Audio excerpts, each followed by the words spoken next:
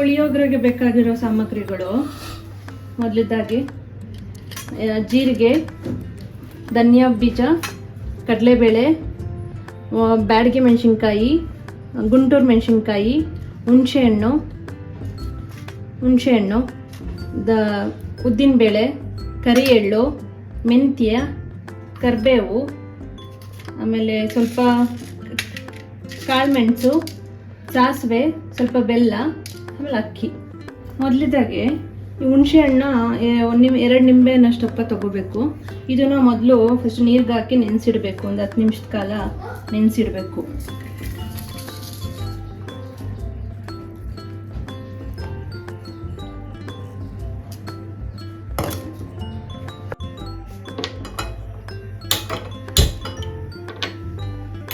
ಈಗ ಒಂದೊಂದಾಗಿನೇ ಹುರ್ಕೊಬೇಕು.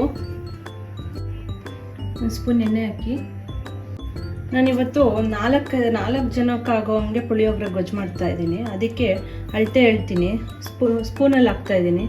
ಅರ್ಧ ಚಮಚ ಮೆಂತ್ಯ, ಅದನ್ನು ಹುರ್ಕೊಳ್ಳಿ. ಫಸ್ಟ್ ಸ್ಲೋ ಸಿಮ್ ಇಟ್ಕೊಳ್ಳಿ, ಇದನ್ನು ಸೀದೋಗುತ್ತೆ. ನೆಕ್ಸ್ಟ್ ಇದಕ್ಕೇನೆ ಅರ್ಶಿನದ ಕೊಂಬು, ಒಂದು ಅರ್ಧ ಅರ್ಶಿನದ ಕೊಂಬು, 1 ಸ್ಪೂನ್ ಜೀರಿಗೆ,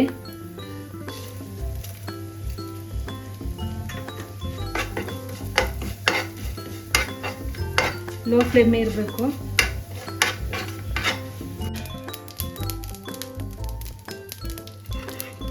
ಎತ್ಬಿಡೋಣ.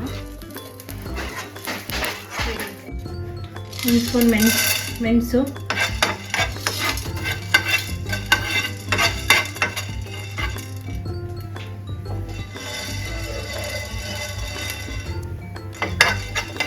ಇದೆಲ್ಲ ಚೆನ್ನಾಗಿ ಹುರಿಬೇಕು. ಸ್ವಲ್ಪ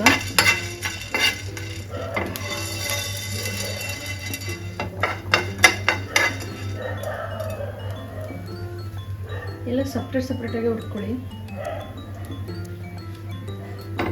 1 ಸ್ಪೂನ್ ಧನಿಯಾ ಬೀಜ,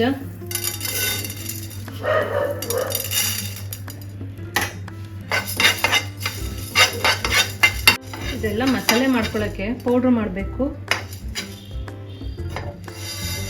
ನೀವು ಅಂಗಡಿಲಿ ತಿನ್ನೋ ಪುಳಿಯೋಗರೆ ಅದೇನು ಅಷ್ಟು ರುಚಿ ಕೊಡಲ್ಲ. ಅದೇ ನೀವು ಈ ರೀತಿ ಒಂದ್ಸಲಿ ಟ್ರೈ ಮಾಡಿ, ಎಷ್ಟು ಚೆನ್ನಾಗಿರುತ್ತೆ.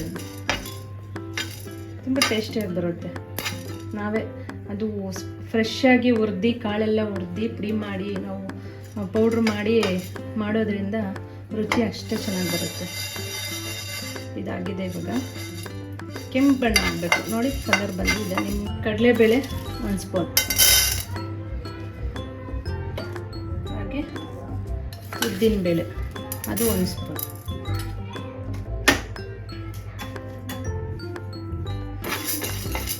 ಇದು ಲೋ ಫ್ಲೇಮ್ನಲ್ಲೇ ಇಟ್ಕೊಂಡು ಹುರಿಯಿರಿ.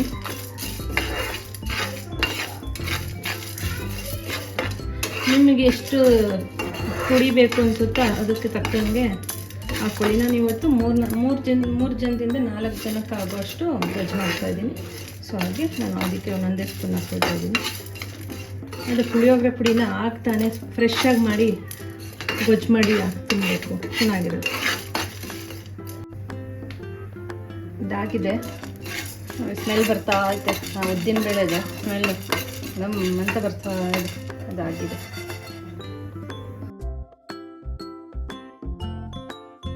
ಇಷ್ಟು ಸಾಸಿವೆನೂ 1 ಸ್ಪೂನ್ ತಗೊಳ್ಳಿ.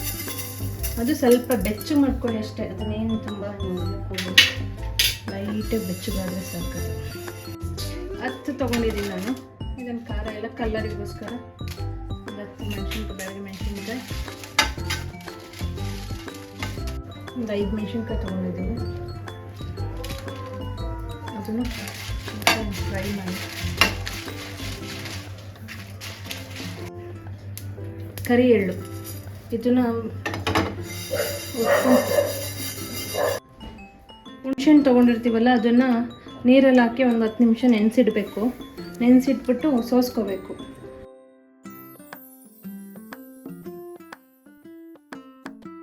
ಈಗ ಇದನ್ನು ಪುಡಿ ಮಾಡ್ಕೊಳ್ಳಿ. ಈ ಥರ ತರಿ ತರಿಯಾಗಿ ರುಬ್ಕೊಳ್ಳಿ, ತುಂಬ ಪುಡಿಯಾಗೂ ಬೇಡ, ಇಷ್ಟು ತರಿ ತರಿ ಹಿಂಗಿರಲಿ.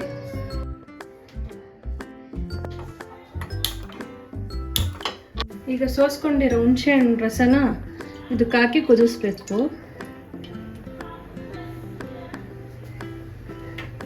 ಒಂದು 10 ನಿಮಿಷ ಕುದಿಸ್ಬೇಕು. ಇದಕ್ಕೆ ಸ್ವಲ್ಪ ಉಪ್ಪು, ಸ್ವಲ್ಪ ಬೆಲ್ಲ, ನಿಮ್ಗೆ ಎಷ್ಟು ಸ್ವಲ್ಪ ಸಿಹಿ ಬೇಕು ಅನ್ಸುತ್ತೋ ಅಷ್ಟು ಬೆಲ್ಲ ಹಾಕಿ. ನಾನು ಸ್ವಲ್ಪ ಬೆಲ್ಲ ಹಾಕ್ತಾ ಇದ್ದೀನಿ. 1 ಸ್ಪೂನ್ ಎಣ್ಣೆ ಹಾಕಿ.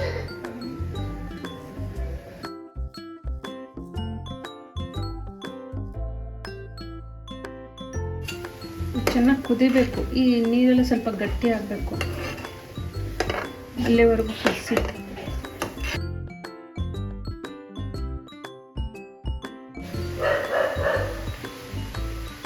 ನೋಡಿ ಕುದಿದಾಯ್ತು, ಸಾಕು. ಇದನ್ನ ಇವಾಗ ಆಫ್ ಮಾಡಿ ಸೈಡ್ಗೆ ಇಡೋಣ. ಇದು ಸ್ವಲ್ಪ ಹೊತ್ತು ಆರಬೇಕು. ನಾನು 2 ಗ್ಲಾಸ್ ಅಕ್ಕಿ ತೊಗೊಂಡಿದ್ದೆ, ಅದಕ್ಕೆ 4 ಗ್ಲಾಸ್ ನೀರು ತೊಗೊಂಡಿದ್ದೀನಿ. ಅನ್ನ ಮಾಡ್ಕೊಂಡ್ಬಿಡೋಣ. ಈಗ ಇದು ಆರಿದ್ಮೇಲೆ ಮಿಕ್ಸ್ ಮಾಡ್ಕೊಳ್ಳೋಣ.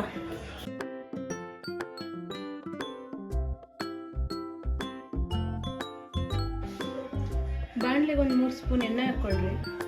ಎಣ್ಣೆ ಕಾದ ನಂತರ ಸ್ವಲ್ಪ ಸಾಸಿವೆ ಹಾಕ್ಕೊಳ್ಳಿ.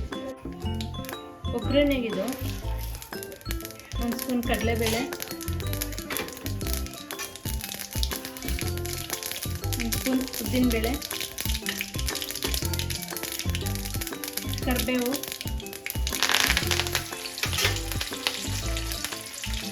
ಎರಡು ಒಣಮೆಣಸಿನ್ಕಾಯಿ. ನಿಮ್ಗೆ ಕಡಲೆ ಬೀಜ ಎಷ್ಟು ಬೇಕಾಗುತ್ತೋ ಅಷ್ಟು ಹಾಕ್ಕೊಳ್ಳಿ, ತಿನ್ನೋರ ಮೇಲೆ.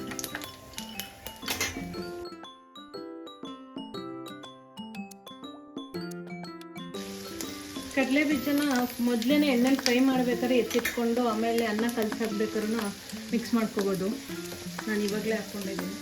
ಈಗ ಕಡಲೆ ಬೀಜ ಎಲ್ಲ ಇದಾದಮೇಲೆ ನಾವು ಮಿಕ್ಸ್ ಮಾಡ್ಕೊಂಡಿದ್ದೀವಲ್ಲ ಪೌಡ್ರು, ಅದನ್ನು ಹಾಕ್ಕೊಳ್ಳಿ. ಲೋ ಸಿಮ್ಗೆ ಹಾಕ್ಕೊಳ್ಳಿ.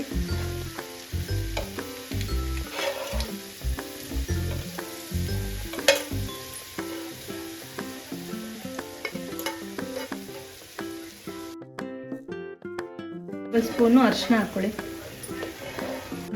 ಸ್ವಲ್ಪ ಉಪ್ಪು,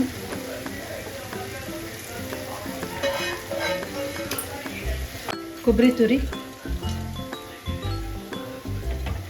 1-2 ಸ್ಪೂನ್,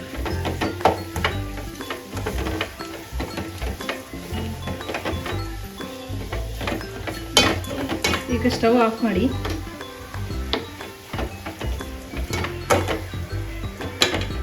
ಈ ಮಾಡ್ಕೊಂಡಿರೋ ಗೊಜ್ಜು 1 ವರ್ಷ ಆದ್ರೂ ಏನೂ ಕೆಡಲ್ಲ, ಚೆನ್ನಾಗೇ ಇರುತ್ತೆ. ನೀವು ಒಂದು ಡಬ್ಬದಲ್ಲಿ ಹಾಕಿ ಇಟ್ಕೊಂಡ್ರೆ. ಈಗ ಅನ್ನ ರೆಡಿ ಮಾಡ್ಕೊಂಡಿದ್ದೀನಿ, ಬನ್ನಿ ಕಲಿಸ್ಕೊಳ್ಳೋಣ. 1-2 ಸ್ಪೂನ್ ಹಾಕ್ಕೊಳ್ಳಿ.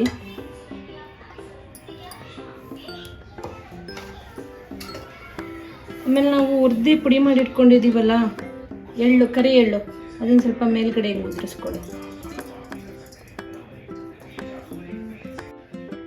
ನೀವು ಯಾವತ್ತಿದ್ರೂ ಪುಳಿಯೋಗರೆನ ಕೈಯಲ್ಲಿ ಕಲಸಿ, ಸ್ಪೂನಲ್ಲೆಲ್ಲ ಕಲಸಿದ್ರಷ್ಟು ಎಲ್ಲ ಮಿಕ್ಸ್ ಆಗಲ್ಲ. ಕೈಯಲ್ಲಿ ಕಲಸಿದ್ರೆ ಎಷ್ಟು ಚೆನ್ನಾಗಿ ಮಿಕ್ಸ್ ಆಗಿರುತ್ತೆ.